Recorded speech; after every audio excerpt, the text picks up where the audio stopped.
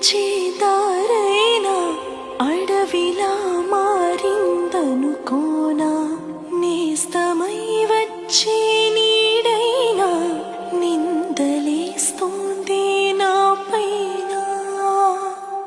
కంటపడని శత్రువులా సొంత మనసు ఎందుకిలా, కంటపడని శత్రువులా